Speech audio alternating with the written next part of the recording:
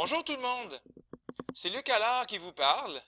Ça va être une vidéo au cœur du chapitre sur les équations pour les droites. Je vous invite tout de suite à prendre votre page 24 dans les notes de cours. Présentement, dans les notes de cours à la page 24, il n'y a pas grand-chose d'écrit.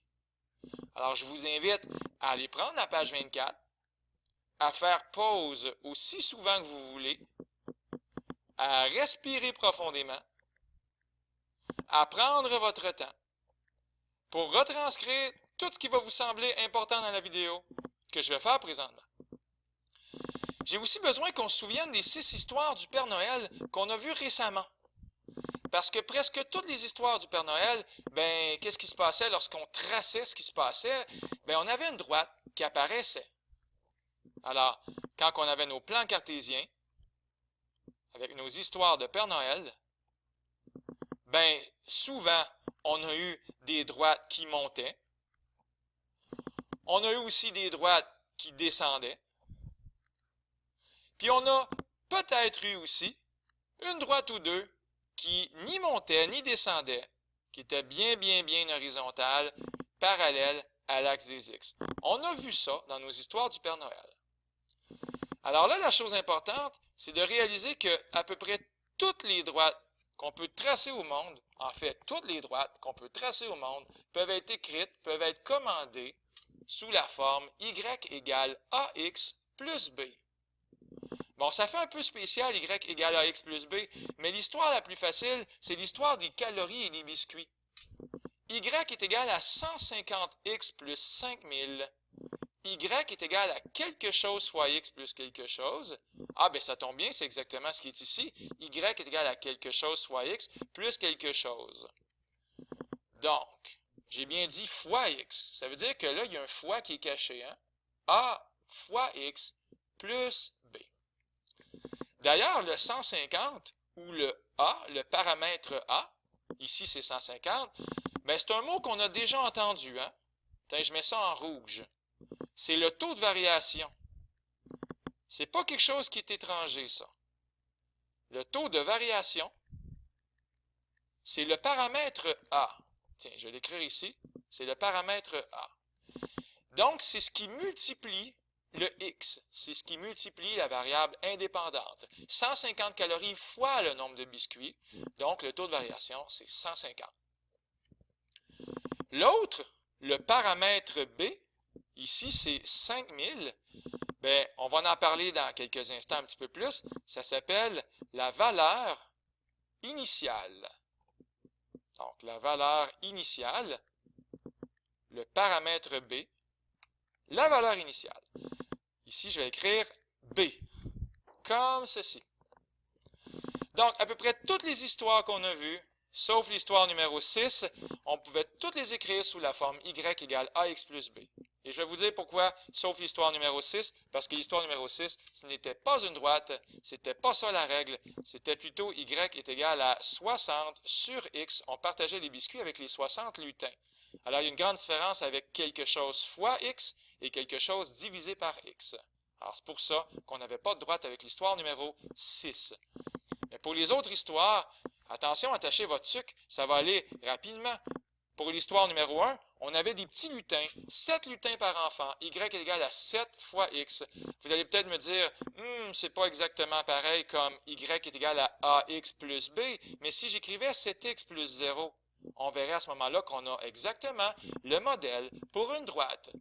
Y est égal à 7x plus 0, y est égal à ax plus b. D'ailleurs, cette histoire-là, elle avait quelque chose en particulier. Cette histoire-là, lorsqu'on faisait le graphique, le graphique, il passait par un point très important. Il passait par un point qui était rien d'autre que l'origine. On passait par le point 0, 0. Autrement dit, s'il n'y a pas d'enfant, il n'y a pas de lutin. D'ailleurs, vous pouvez l'essayer. Si vous remplacez x par 0, 7 fois 0 plus 0, ça fait 0. Quand on passe par le point 0, 0, on va le voir encore un peu plus tard, mais je l'écris tout de suite, pourquoi pas? On appelle ça une fonction linéaire lorsqu'on passe par 0, 0. Les autres histoires, il y en avait une qui était ici. Y est égal à 8x moins 512. Encore une fois, on a pas mal la même forme qu'ici, surtout si à la place on écrit 8x plus moins 512. Alors, y égale ax plus b. Ici, le taux de variation, c'est 8. Et la valeur initiale, le b, c'est moins 512. En passant, si on faisait un graphique avec ça, et d'ailleurs il était à faire, on aurait plutôt quelque chose comme ceci. Un graphique qui monte, mais un graphique qui fait quoi aussi? Qui commence dans le négatif, hein? Alors, il y avait un point qui était important, c'était celui-là ici. Lorsqu'il n'y avait pas d'enfants, donc pas de train à construire, ben, on n'avait pas besoin de commander des roues, il nous en restait 512 dans notre garage. Alors ici, un point qui était important, le point 0 moins 512, et après ça monte, tellement qu'à un moment donné, après 64 enfants, je pense, on commençait à avoir besoin de commander des roues. Sur ce, lorsqu'on ne passe pas par 0, 0, on va plutôt appeler ça une fonction affine. Alors, on passe par 0, 0, fonction linéaire. On ne passe pas par 0, 0, fonction affine. Et ensuite, il y avait une histoire numéro 3. Une histoire numéro 3, c'était l'essence. Ici, moins 0,15x plus 48. Avez-vous remarqué quelque chose à propos du taux de variation? Le paramètre A, il est négatif. Qu'est-ce que ça veut dire lorsque le paramètre A est négatif? Bien, ça veut dire que ça va plutôt descendre. Alors, ça descend, puis on est, il n'y en aura plus d'essence. Un point qui est important, en passant, ce n'est pas du tout à l'échelle. Un point qui est important ici, c'est le point 0,48. Ça veut dire que lorsqu'on a fait 0 km, il y a 48 litres d'essence dans notre voiture, je ne sais pas comment je l'avais appelée, la Noël mobile, je crois. Alors, moins 0,15 fois x, moins 0,15 fois 0, bien, ça fait 0. Plus 48, bien, ça fait 48. Donc, après 0 km, 48 litres d'essence. Finalement, le dernier dont je vais vous parler, la dernière histoire, c'est y est égal à 1. Ça, c'était la fonction qui était constante. Je vais la dessiner en orange. Tiens, comme ici, la fonction constante, y égale 1. Là, vous allez me dire, c'est vraiment pas pareil comme ici. C'est vraiment pas pareil comme y est égal à ax plus b. Mais encore là, c'est faux. Parce que si à la place, j'écrivais ceci, y est égal à 0x plus 1, on réalise que le paramètre A, le taux de variation, c'est 0, et la valeur initiale, c'est 1. D'ailleurs, la fonction ici, la droite, en fait, je devrais dire, va passer par 0, 1. Voilà. Et celle-là ici en orange, ben, le meilleur mot, on ne dira pas fonction affine ou fonction linéaire, on va plutôt dire en orange une fonction constante, tout simplement. Donc, il n'y a pas grand-chose d'intéressant dans la fonction constante. OK, un petit mot pour continuer. J'aimerais dire que parfois, dans les manuels de mathématiques, au lieu de voir y égale ax plus b, on voit ça décrit f de x égale ax plus b. Pourquoi? Parce que depuis que la vidéo est commencée, j'ai dit quelquefois fonction, le mot fonction, en fonction de. Parce que dans le fond, y, c'est quoi? C'est une variable qui est très dépendante. Elle dépend de x. Donc, au lieu d'écrire y, souvent on écrit f de x. Ça veut dire exactement la même chose, mais encore, ça c'est encore une plus belle écriture. Par exemple, si au lieu d'écrire y est égal à 7x, j'écrivais f de x, qui est égal à 7x, ça veut dire la même chose. Mais si j'écris f de 10, bien, ça veut dire remplace ton x par 10. Et on va voir, on va comprendre que ça fait 70. Évidemment, je suis dans l'histoire des petits lutins qui est ici. Donc, c'est une écriture f pour fonction de, tout simplement. On poursuit la vidéo. Elle va se terminer, ne vous en faites pas. Je veux juste revenir sur le paramètre A et le paramètre B.